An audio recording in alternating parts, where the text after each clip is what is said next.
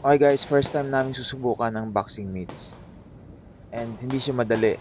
Pero syempre, game kami ng bagong experience. Sinubukan namin mag-train like real fighters.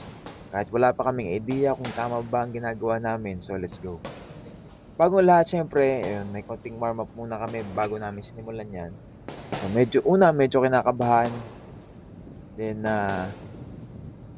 nanood lang kami sa YouTube kung ano yung mga combo. Ayan.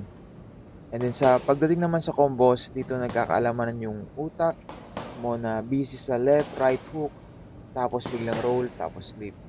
Parang sayaw lang. Ang hirap pala mag-focus kapag mabilis na yung sequence. Pero alam mo, nakaka-addict bro. Bawat combo na tama mo, parang sarap sa feeling. Parang may rhythm, tapos may lakas. Literal na therapy with impact. Siyempre, hindi mawawala yung mga bloopers, minsan sablay yung timing, minsan may suntok na hindi tumatama sa meets. Ayun. And then, grabe din yung sa katawan.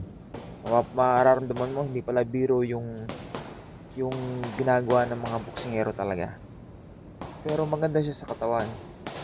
Yung everyday, sabihin mo, everyday gawin yan. 15 minutes a day, lalo na. Kung sa fitness lang.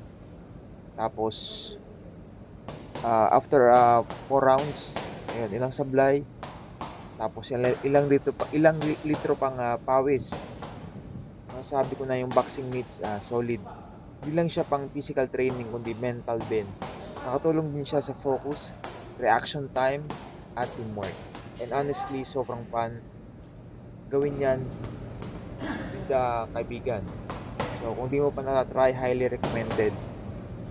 Ayun, thank you for watching guys, and like, share, and comment kung gusto nyo pa na ganitong content. Thank you and peace out.